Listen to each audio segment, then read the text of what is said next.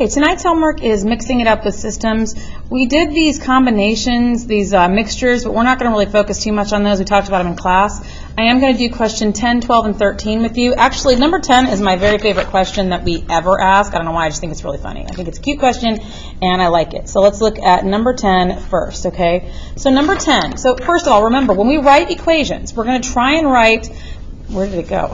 There it is. We're going to try and write the simplest equation that we can. Okay, we're the simplest equation we can. So we're the simplest sentence we can. So it says there's 11 animals in the barnyard and a total of 32 legs. Some are cows and some are ducks. How many of each animal are there? So I know that I have cows and ducks. Okay, and I know that there are 11 total animals. And between them, they have 32 legs. Okay, so I have two totals, which means I can write two equations. I'm going to use C for cows and D for ducks because it makes sense to me. You could use X and Y, but if you did, remember, you got to define those variables. Okay, so all of my cows and ducks together, my cows and ducks, there should be a total of 11 cows and ducks. Okay, now, they have 32 legs between them. How many legs does a cow have? Well, a cow has 4 legs and a duck has 2. So 4 legs for every cow plus 2 legs for every duck should equal 32 total legs. Okay, so let's think about that. My next step is going to be, and let's see, the question is how many of each animal are there? So I'm not just finding one or the other. I got to find both cows and ducks. So I'm finding both of them. So I'm going to start by picking something to zero out. It doesn't really matter which one I zero out first because I'm going to eventually have to find both of them. I'm going to go ahead and zero out the cows.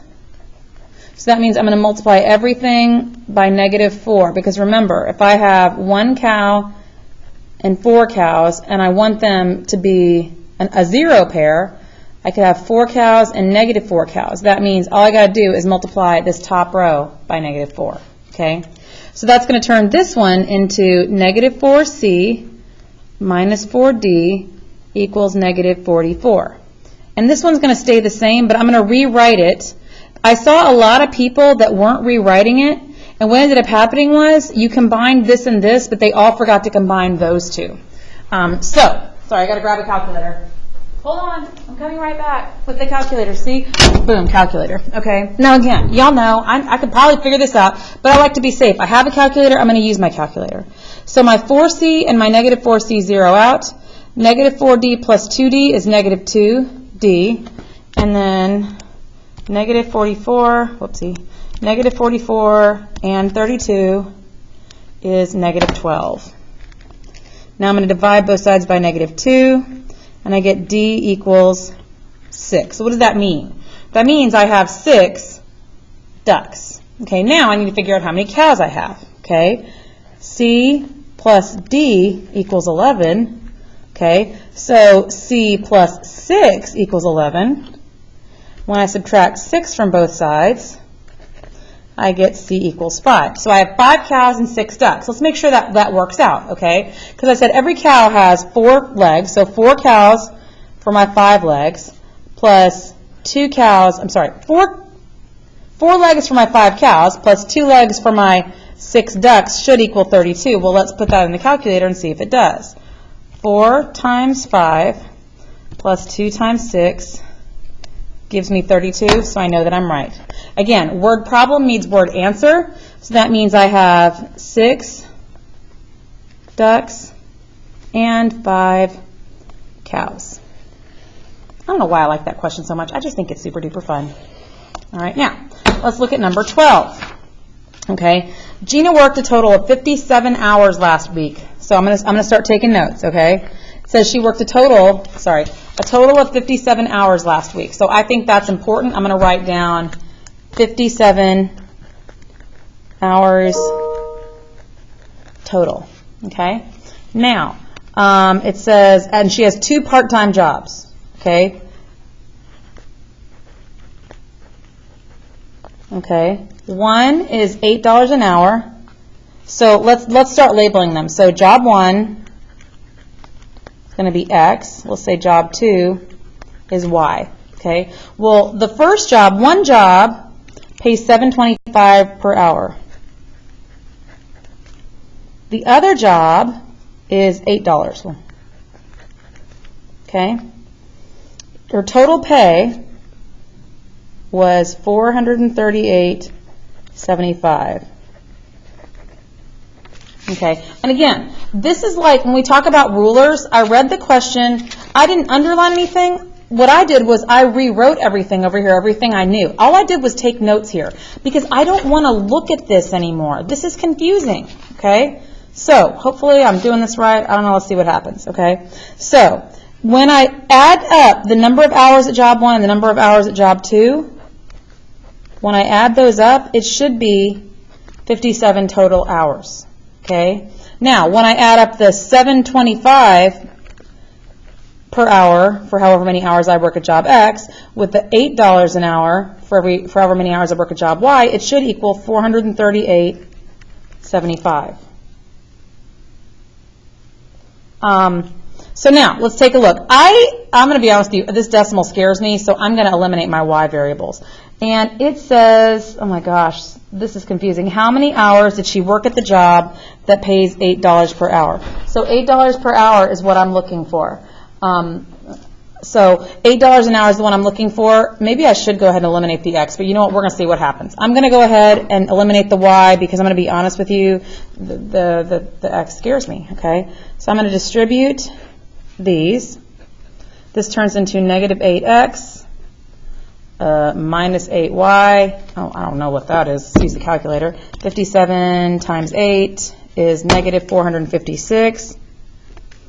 And then this stays what it is, 725x plus 8y equals 438.75. Okay, so that zeroes out, oh my God. Negative 8 and 725 is negative 0.75.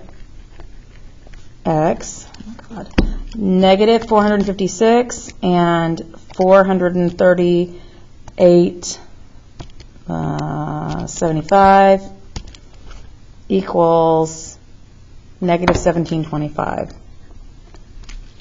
When I divide both sides by negative 0.75, I get X equals 23. So let's see if that works. Altogether, it should be 57 hours. 23 plus y equals 57. Y should equal 34 hours. Okay, let's plug it in and see if it works, okay? So 725 times 23 plus 8 times 34 should equal 438.75. Let's see if it does. Let's knock on wood, cross our fingers and whatever. Times 23 plus 8 times 35. Oh, boo. I messed up, y'all. I'm going to have to recut this video.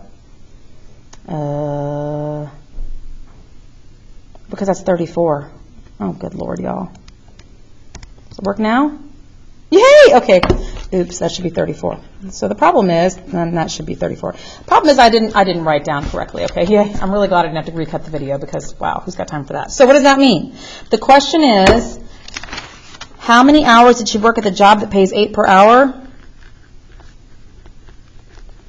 She worked, that's Y, 34 hours. Okay? All right, last one. Let's hope I can get this one right, too. There are 7 boxes. I'll make some space here. There are 7 boxes. This is number 13. There are 7 boxes stacked on the floor in the math department supply closet. Because I'm going to write that down. That sounds important. 7 boxes. Okay? Each box is 10 inches or 8 inches.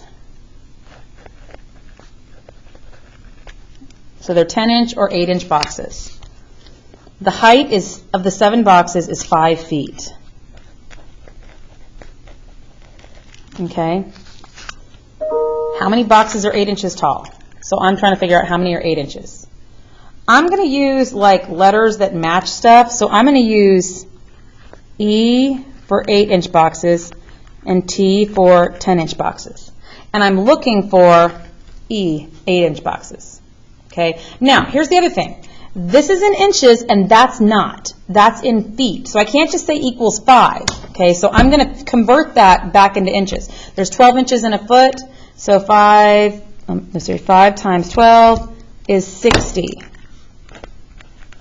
60 inches tall, okay? Really important. This is not a hard question, but it's really easy to mess up, okay? So I'm going to write my two equations. I have E plus T equals 7. So my 8-inch boxes plus my 10-inch boxes should equal 7 total boxes, okay?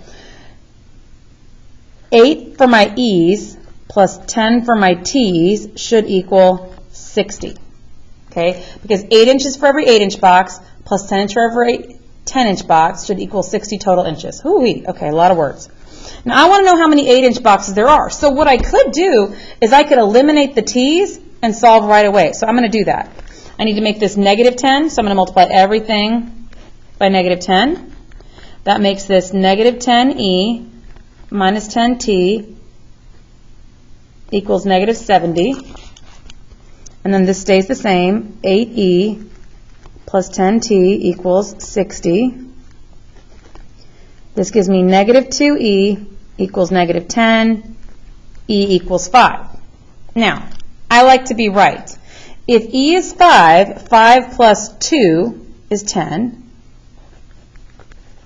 So I should have 2 10-inch boxes and 5 8-inch boxes. Okay? So 8 times 5 plus 10 times 2 should equal 60. Well, 8 times 5 is 40.